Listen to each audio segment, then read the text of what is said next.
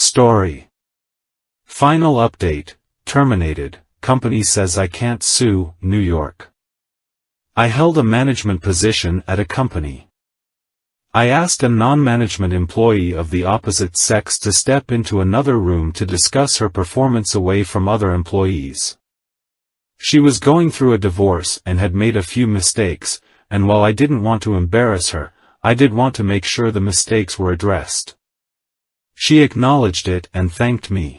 An hour later I was escorted from my office by security and was informed by my boss that a sexual harassment complaint had been made and proper protocol was to suspend me. I asked what it was and was told, "We need to investigate. I can't disclose that." He assured me that it shouldn't take long and if I wasn't guilty of anything, I'd be paid for the time out. I again asked what the accusation was and was told that as there was an ongoing investigation I was not permitted to know, but if they had questions, I would be contacted. I wasn't happy, but knowing that I didn't do anything wrong, I left the building. Later that night, I received a notification on my phone that my email password was incorrect. After 2 days, I called my boss asking for an update and was told he was not available but I would hear something soon. I began calling daily and received the same response. Finally, I received a letter in the mail informing me that I was terminated for exposing myself and requesting sexual favors from an employee. The employee listed was the young lady I had pulled into the side room. I immediately called up my boss and was told, "He is unavailable," and said to say the matter is closed. My buddy, the IT guy, messaged me on Facebook asking what happened as he'd been told to deactivate my accounts. When I told him the whole story, he replied, "You took her into the X room? Dude, there's a security camera in there. We keep Y in there, so we always have the camera on." Sure enough, he pulls the footage and there I am, holding a pile of papers, pointing to them, and keeping my pants on the whole time. I left a message for my boss that the alleged incident occurred in a room with surveillance and that I would be contacting an attorney and subpoenaing the video record. I received a call back 15 minutes later asking me to please participate in a phone conference with him and HR. The conference went as expected. They didn't realize it had occurred in a room with surveillance. They have a zero-tolerance policy that they have to enforce. You can't be too careful in this day and age. They regret that this didn't come to light sooner. They've already replaced me, and as it wouldn't be fair to terminate my replacement as she's done nothing wrong, they don't have a job to offer me back. However, as a gesture of goodwill, they're going to pay me through my suspension, change my file so it reads that I voluntarily resigned, and provide me a good reference. I replied that wasn't acceptable. They made a false accusation against me, withheld vital information that I could have easily refuted, refused to take my calls, and completely failed in their own investigation by not checking video footage that would have immediately exonerated me. They asked what I thought would be fair. I told them they could immediately terminate the employee who made the accusation and either give me my job back or pay me out 1 year's salary in addition to what was offered. My boss said that he could not discuss another employee with me, and that neither of those options are feasible. The only options I have are what he already offered.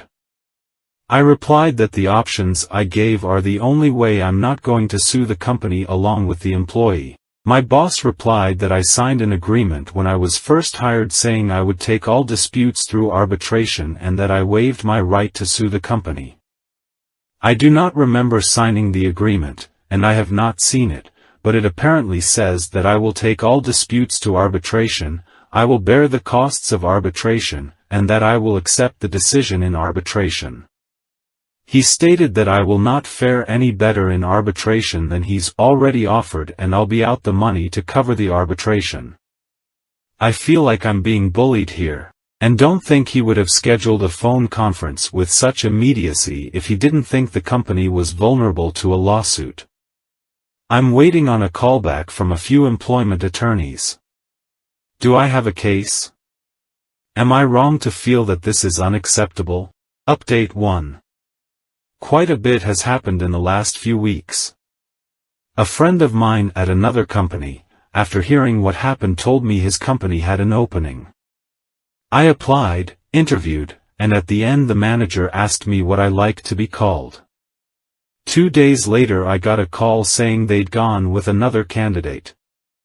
My friend admitted to me that he'd gotten some flack for recommending me. Apparently HR had worked with one of the employees at my former company, and called the employee to ask what the deal was with me. To which the employee responded, he got fired for sexually assaulting a subordinate. I think he's actually being charged criminally. I'm literally crying as I type this. It's a nightmare that won't end. Long story short, I lost my shit, called up my old company, boss wouldn't get on the phone with me. Had an attorney draft a letter of demand and send it off. Had another phone conference scheduled. They once again regret that an employee provided a reference outside of the prescribed channels. The employee was coached on the proper way to handle such requests. My attorney informed them that in addition to wrongful termination, we would be adding defamation to our complaint against them. They insist that they have not broken any laws and they cannot control the actions of an individual employee who went against company policy. So we're at an impasse there. Either I move ahead against them, or I walk away. At this point I'm ready to drag this through court. I tried to take the high road and go elsewhere, but they're regretting a lot that they've done to me without any action to correct it. Oh! I almost forgot. A few days after my last post, they sent me a packet of papers. Standard non-disclosure notifications, COBRA, and a blank copy of the arbitration agreement for me to sign. Why a blank one, you ask? Well, it seems somebody fucked up. They weren't making people sign when I was hired, and HR never bothered to have me sign the agreement when I worked there. I of course have signed nothing that they sent me, including that agreement. I considered allowing arbitration if they pay the costs and I have approval over who is selected, but my attorney has advised not to do that. I wish I had better news to report.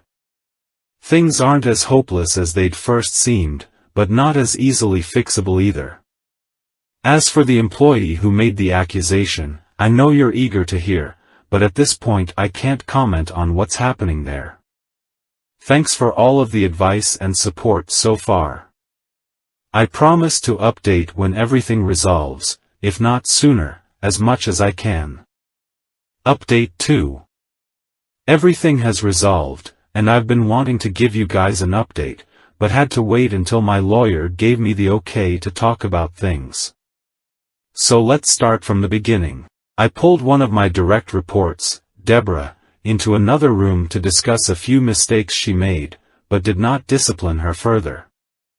After this, she went to Joyce, one of the managers above me but not in my direct line of report. Equal to my boss in terms of reporting structure. When Joyce heard that I had taken Deborah into another room without any witnesses, she said to her that it was unprofessional. Apparently her exact words were, you could accuse him of being inappropriate with you, and I would have no choice but to believe you. This was repeated several times, with a strong emphasis on no choice. Joyce then asked Deborah if I had been inappropriate with her, saying, "It will only happen again if you don't speak up now. If you do now, we can take action." Taking the not at all subtle hint from Joyce, Deborah accused me of exposing myself to her, and I was placed on leave pending an investigation. Joyce immediately sent out an email that nobody besides the secretary was to speak with me without an attorney present, and told the IT guy, Paul, to deactivate my access. James, my boss, had a resume from Terry, an employee in Joyce's department, applying for my job before close of business that day, and she was hired. Paul and I talked. He provided me with video proving my innocence. The company continued to stonewall me, and refused to talk to me. When they did, they attempted to push me into arbitration, and to retroactively sign an arbitration agreement. I cut my losses, took another job, and was ready to move on. Sandy, an employee in Joyce's department, broke protocol, talked to HR at the new company, told them I had sexually assaulted a subordinate and cost me the job. So that brings us up to date. My attorney and I launched a civil suit against the company and Deborah. Bet you're wondering how I know the above. Well, good old Joyce said she'd protect Deborah if she came forward. Unfortunately, that only extended to her job. So when she was named individually in this suit, corporate told her they would not be providing her an attorney. After realizing that she'd be putting her house up for collateral, she was all too willing to throw Joyce under the bus. Joyce went to Paul, the IT guy, who was one of her reports, and gave him a list of footage to be procedurally wiped as part of an archive clear-out. He pointed out that the incident with me was on that list and part of an ongoing investigation. Joyce told him that it was no longer needed and to go ahead and wipe it. He refused, citing the fact that it would still be requested in the event that the suit moved forward. She told him to pack his things as he was being terminated for insubordination. He called the company attorney and informed her what had happened.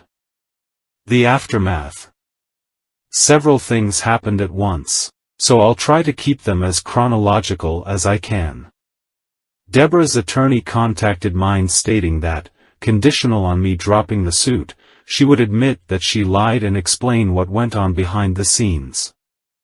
Dana, the company attorney, got the call from my attorney with the details from Deborah shortly after she finished talking with Paul about him being terminated for refusing to destroy evidence. Deborah and Joyce were terminated for cause that day. Paul was told that his job was safe. My attorney received a call, and it was made clear that the company didn't want this to go any further and wanted to talk settlement. I won't go into all of the details, but what I can say, I was offered my job back with a very fair increase. I received back pay from the date of suspension, and a public apology was offered from the very top. Terry is now working in Joyce's old position. She's incredibly cool about things, and felt horrified when she found out what happened. James and I are good now, and he has personally apologized for not sticking up for me. This will likely be my final update. There is still some legal battle ongoing, but I can't go into that too much. Thank you for all of your support and encouragement. You guys rock.